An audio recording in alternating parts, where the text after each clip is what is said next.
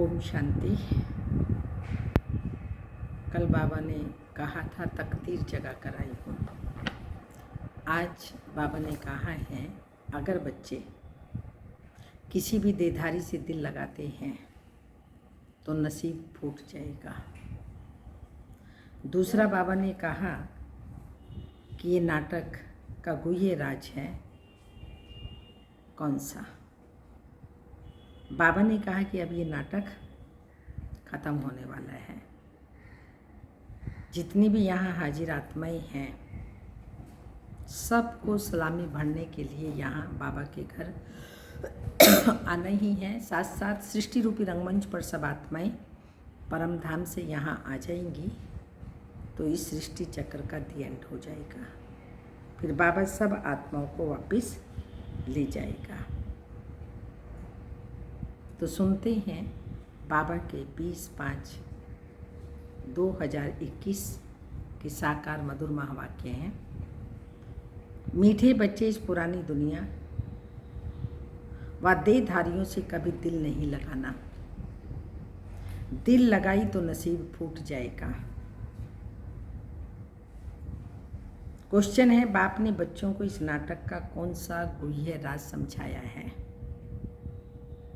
Answer है बच्चे अभी ये नाटक खत्म होने वाला है, इसलिए सभी आत्माओं को यहाँ हाजिर होना ही है। सब धर्मों की आत्माएं अभी यहाँ हाजिर होंगी क्योंकि सर्व का बाप यहाँ हाजिर हुआ है। सबको बाप के आगे सलामी भरनी ही है। सब धर्म की आत्माएं मन मना भव का मंत्र लेकर जाएंगी। वह कोई मध्यजी भाव के मंत्र को धारण कर चक्रवर्ती नहीं बनेंगे। बाप को थोड़ा बहुत याद अवश्य करेंगे, लेकिन मन मना भाव का मंत्र ले चक्रवर्ती बन जाए, पूरे चक्कर में आए, बाबा ने कहा वो मंत्र वह नहीं लेंगी। गीत के बोल हैं दिल का सहारा टूट ना जाए, बन के नसीबा टूट ना जाए। ओम शांति। सब सेंटर्स के बच्चों ने गीत सुना। तुम आज सुन रहे हो और बच्चे 2-4 दिन के बाद सुनेंगे, क्योंकि पहले पोस्ट से मुरली आती थी तो डेट वाइज मधुबन में चलती थी और बाकी जिसके पास जैसे पोस्ट के द्वारा पहुंचती थी 2 दिन बाद, 3 दिन बाद, कई बार 10 दिन के बाद भी, तब बच्चे सुनते थे। अगर पुरानी दुनिया पुराने शरीर से दिल लगाएंगे तो तकदीर फूट जाएगी, क्योंकि ये शरीर इस पुरानी दुनिया का है। कोई भी शरीर है, वस्तु है, व्यक्ति है, किसी भी पुरानी वस्तु से दिल नहीं लगाने। तो अगर देह अभिमानी बनेंगे तो इतनी तकदीर जो बन रही है वो भी टूट जाएगी। अब बदनसीब से तुम नसीबदार बन रहे हो, इसलिए जितना हो सके एक बाप को याद करो जो बेहद का वर्षा देते हैं। बाप को और वर्षे को याद करो। इस पुरानी दुनिया में बाकी थोड़ा समय है, इसमें तुमको पुरुषार्थ कर सर्वगुण संपन्न जरूर बनना है। बहुत हैं जो पवित्र रहते भी हैं, कई घड़ी घड़ी गिर पड़ते हैं। बाबा कहते हैं तुम्हें बाप के साथ सर्विस में साथी बनना चाहिए। बहुत बड़ी सर्विस है। इतनी सारी दुनिया को पति से पावन बनाना है। ऐसे भी नहीं कि सब बाप को मदद करेंगे। वही करेंगे कौन?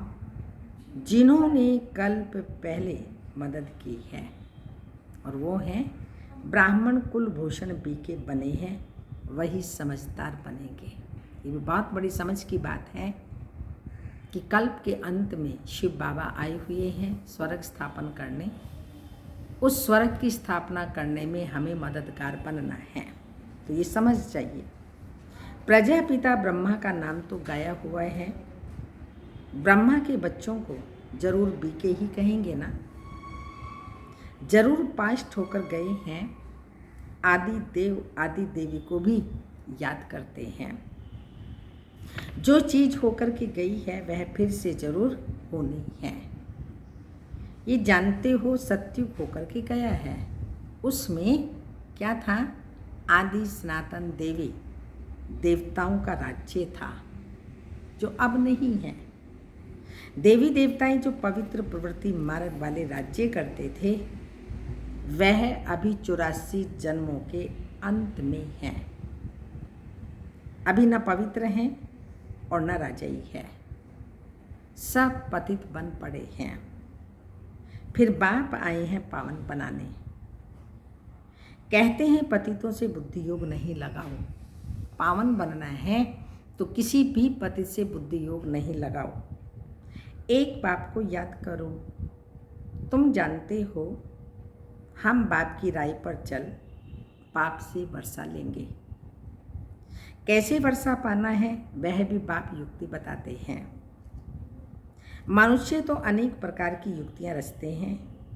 कोई साइंस घमंडी है, कोई डॉक्टर घमंडी है। लिखते हैं मनुष्यों की हार्ट खराब हो जाती है तो दूसरी प्लास्टिक के हार्ट बनाकर डाल देते हैं। नेचुरल निकाल आर्टिफिशियल को चलाते रहते हैं। यह भी कितना हुनर है ना। यह हुआ अल्पकाल सुख के लिए। कल मर जाए तो शरीर भी तो खत्म हो जाएगा ना। प्राप्ति तो कुछ होती ही नहीं, अल्पकाल के लिए है। साइंस द्वारा बहुत कुछ कमाल कर दिखाते हैं, वह भी अल्पकाल के लिए है। यह तो बात ही बिल्कुल न्यारी है। पावन आत्मा 84 जन्म लेते लेते बिल्कुल पतित बन गई है। उस पतित आत्मा को फिर से पावन बनाना सिवाय बाप के और कोई बना न सके। एक का ही गायन है, सर्व का पतित पावन, सर्व का सद्गति दाता, सर्व पर दया दृष्टि रखने वाला, सर्वोदय लीडर। मनुष्य अपने को सर्वोदय लीडर कहलाते हैं। अब सर्व माना उसमें तो सभी आ जाते हैं। सर्व पर दया करने वाला तो एक ही बाप गाया जाता है जिसको रहमदिल ब्लिसफुल कहते हैं। बाकी मनुष्य सर्व पर क्या दया कर सकेंगे? अपने पर ही नहीं कर सकते तो औरों पर क्या करेंगे? ये दया करते हैं अल्पकाल की, और शिव बाबा दया करते हैं 21 जन्मों के लिए आधा कल्प। नाम कितने बड़े बड़े रख दिए हैं। अब बाप कहते हैं तुमको कितनी सहज युक्ति बताता हूँ। एवर हेल्दी एवर वेल्दी बनने की युक्ति बिल्कुल सिंपल है। सिर्फ कौन सी युक्ति बताते हैं शिव बाबा? सिर्फ मुझे याद करो, क्योंकि तुम मुझे भूल गए हो। सत्युग में तो तुम सुखी रहते हो, इसलिए मुझे याद करते ही नहीं हैं। तुम्हारी 84 जन्मों की हिस्ट्री ज्योग्राफी तुमको सुनाई है। तुम ऐसे राज्य करते थे, सदा सुखी थे, फिर दिन प्रतिदिन उतरते उतरते तमो प्रधान दुखी पतित बन गए हो। अभी बाप फिर से तुम बच्चों को कल्प पहले माफिक वर्षा दे रहे हैं, जो कल्प कल्प आकर वर्षा लेते हैं, श्रीमत पर चलते हैं। श्रीमत है किसकी? बाप दादा की। उनके सिवाय श्रीमत कहाँ से मिले? बाप कहते हैं तुम विचार करो, ये हुनर कोई में है ही नहीं। किसी को विश्व का मालिक बनाना सिवाय शिव बाबा के ये किसी में भी हुनर नहीं है जो किसी को भी विश्व का मालिक बना दे। तो बाप दादा कहते हैं तुम विचार करो, ये हुनर कोई में नहीं है किसी को विश्व का मालिक बनाना। उसकी युक्ति बाप ही बताते हैं। कहते हैं इसके सिवाय और कोई उपाय नहीं। पतित पावन बाप ही नॉलेज देते हैं ऊंच पद पाने के लिए। ऐसे नहीं सिर्फ सृष्टि चक्र जानने से तुम पवित्र बन जाएंगे। बाप कहते हैं मुझे याद करो, इस योग अग्नि से तुम्हारे पापों का घड़ा जो भरा हुआ है वह खत्म हो जाएगा। बाप कहते हैं तुम ही 84 जन्म लेते लेते पतित बने हो। आजकल तो फिर खुद को शिवोहम तत्त्वम कह देते हैं, तुम भी शिव हम भी शिव। या तो कहते हैं तुम परमात्मा के रूप हो, आत्मा सो परमात्मा। अब बाप आए हैं, तुम जानते हो शिव बाबा की याद दिलानी पड़े, सबको शिव बाबा की याद दिलानी पड़े। सर्व का सद्गति दाता एक ही परम पिता परमात्मा है। शिव के मंदिर अलग बनाते, शंकर का रूप ही अलग है। प्रदर्शनी में भी दिखाना होता है, शिव निराकार और शंकर आकारी है। कृष्ण तो फिर साकार में है, साथ में राधे दिखाना ठीक है, तो सिद्ध हो यही फिर लक्ष्मी नारायण बनते हैं। बचपन में राधे कृष्ण स्वयंवर के पश्चात यही लक्ष्मी नारायण बनते हैं। तो बाबा ने कहा ये दिखाना ठीक है। कृष्ण तो द्वापर में गीता सुनाने आते ही नहीं हैं, क्योंकि वो फिर श्री कृष्ण को द्वापर में ले गए। तो बाबा ने कहा वो भी नहीं है, वो तो आते ही नहीं। पतित होते हैं कलयुग अंत में, पावन होते हैं सतयुग में, तो जरूर संगम पर आएंगे ना। ये बाप ही जानते हैं, वही त्रिकालदर्शी हैं। श्री कृष्ण को त्रिकालदर्शी नहीं कहेंगे, वह थोड़ी तीनों कालों का ज्ञान सुना सकते हैं। उनको सृष्टि के आदि मध्य अंत का ज्ञान है ही नहीं। कहते हैं छोटा बच्चा दैवी प्रिंस प्रिंसेस कॉलेज में पढ़ने जाते हैं। आगे यहाँ भी प्रिंस प्रिंसेस कॉलेज में थे, अभी मिक्स हो गए हैं। कृष्ण प्रिंस था और भी प्रिंस प्रिंसेस होंगे, इकट्ठे पढ़ते होंगे। वहाँ तो है ही वाइसलेस दुनिया। एक शिव बाबा ही सर्व का सद्गति दाता है। मनुष्य सर्व के सद्गति दाता हो नहीं सकते। बाप ही आकर सर्व को मुक्ति जीवन मुक्ति देते हैं। यह भी समझाया जाता है देवताओं के राज्य में और कोई धर्म नहीं था, वह तो आई ही हैं आधा में, तो सतयुग में वह कैसे हो सकते हैं। वह है ही हठ योगी निवृत्ति मार्ग के। वह राजयोग तो समझ नहीं सकते। ये राजयोग है किसके लिए? प्रवृत्ति मार्ग वालों के लिए।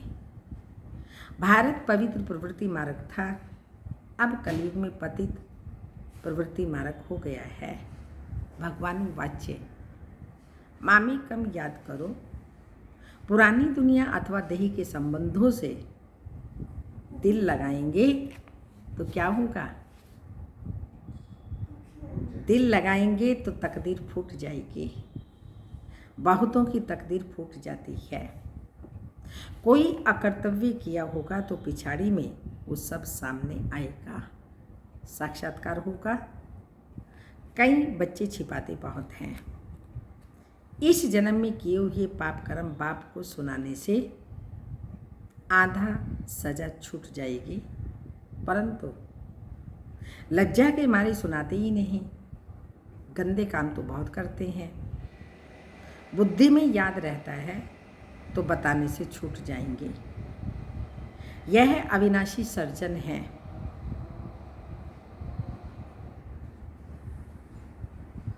बीमारी लज्जा के कारण सर्जन को नहीं बताएंगे तो छूटेगी कैसे?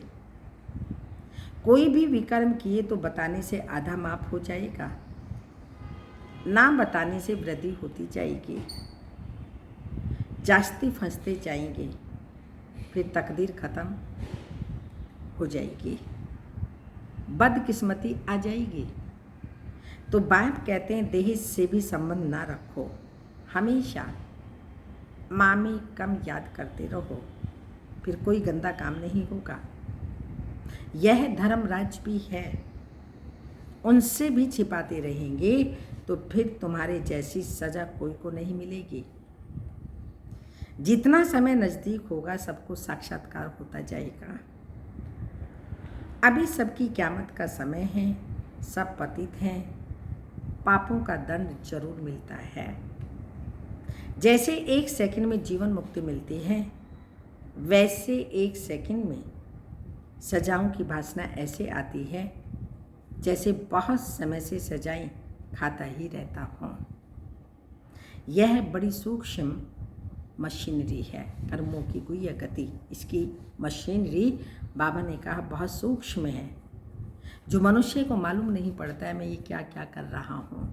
तो बाबा बता रहे हैं अंत में सब साक्षात्कार होंगे। जैसे 1 सेकंड में जीवन मुक्ति मिलती, वैसे 1 सेकंड में सजाओं की भी वासना ऐसे आती है जैसे बहुत समय से सजाए खा रहा हूँ। ये बड़ी सूक्ष्म मशीनरी है। सबके क़यामत का समय है, सजा भोगनी तो जरूर है। फिर सब आत्माएं पवित्र होकर जाती हैं। तो बाप ही आकर पतित आत्माओं को पावन बनाते हैं। बाप के सिवाय और कोई के अंदर ताकत नहीं।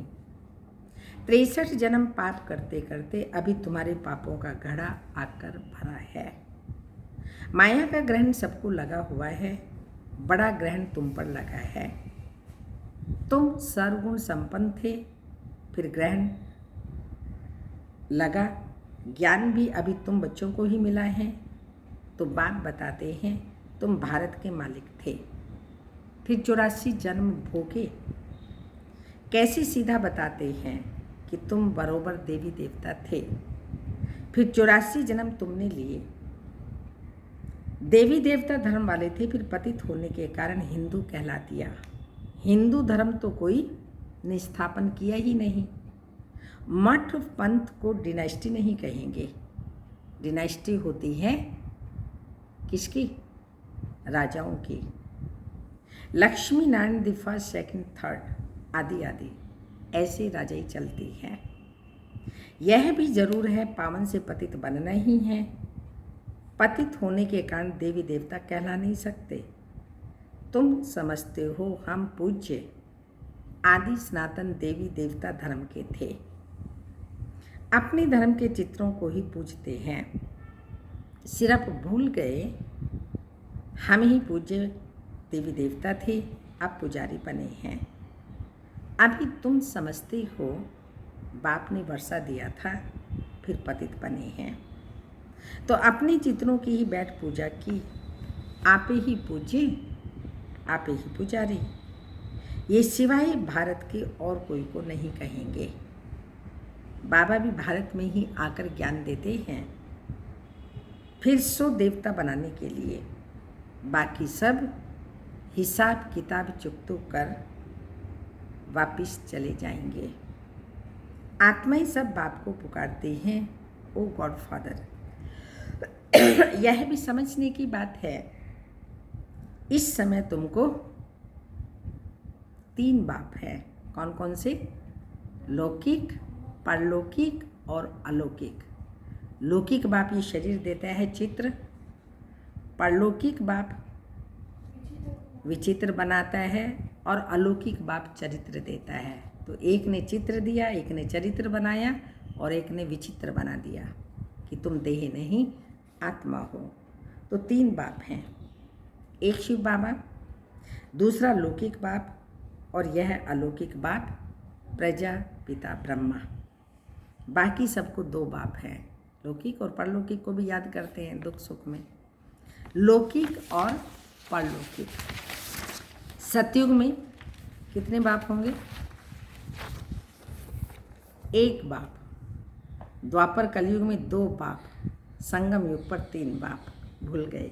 सतयुग में सिर्फ एक ही लौकिक बाप होता है, परलौकिक बाप को जानते ही नहीं।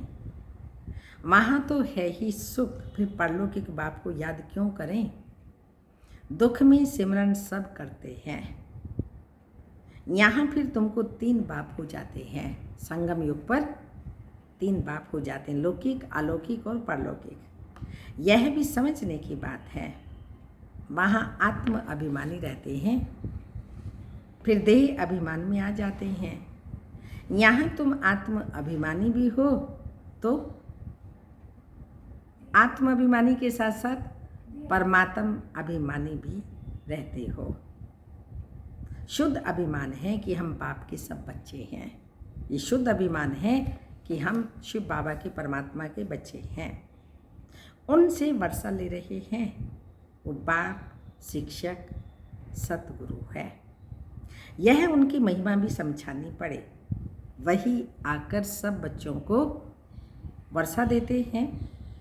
सतयुग में तुमको था, फिर 84 जन्म ले गंवा दिया। जो वर्षा था वो जन्म लेते लेते लेते गंवा दिया। अब यह समझाना कितना सहज है। बाप को कहा जाता है पतित पावन सर्व का सद्गति दाता।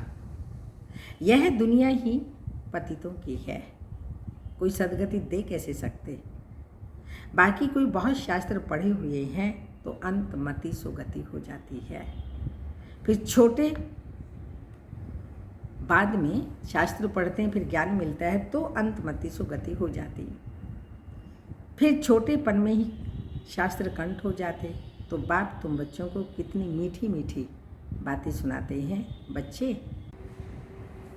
तो बाबा बता रहे हैं अंतमति सुगति हो जाती है। फिर छोटेपन में ही कंठ हो जाते हैं शास्त्र आदि। तो बाप बच्चों को कितनी अच्छी अच्छी मीठी मीठी बातें सुनाते हैं। बच्चे तुम तमो प्रधान बन गए हो। अब बाप को याद करो तो खाद निकलेगी। अभी नाटक पूरा होता है।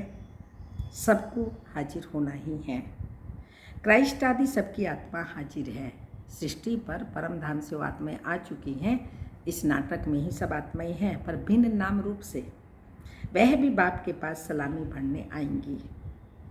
चक्रवर्ती राजा तो बनना नहीं है, सिर्फ बाप को याद करेंगे। और धर्म की आत्माएं मनमना भव का मंत्र ले जाएंगे।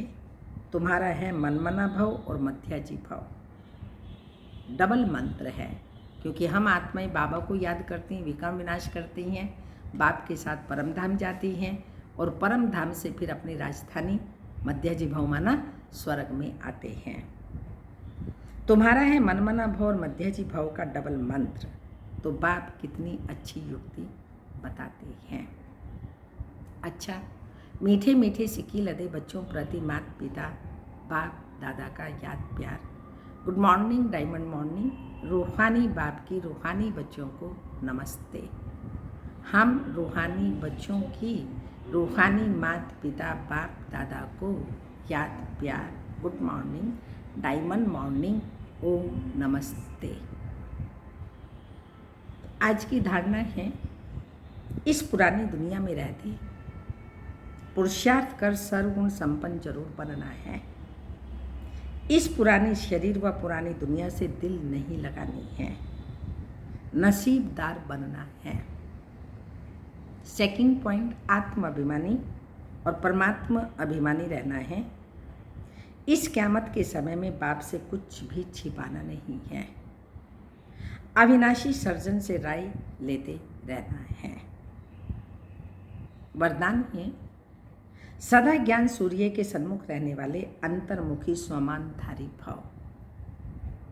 स्पष्टीकरण, जैसे सूर्य के सामने देखने से सूर्य की किरणें अवश्य आती हैं, ऐसे जो बच्चे ज्ञान सूर्य बाप के सदा सन्मुख रहते हैं वो ज्ञान सूर्य के सर्व गुणों की किरणें स्वयं में अनुभव करते हैं।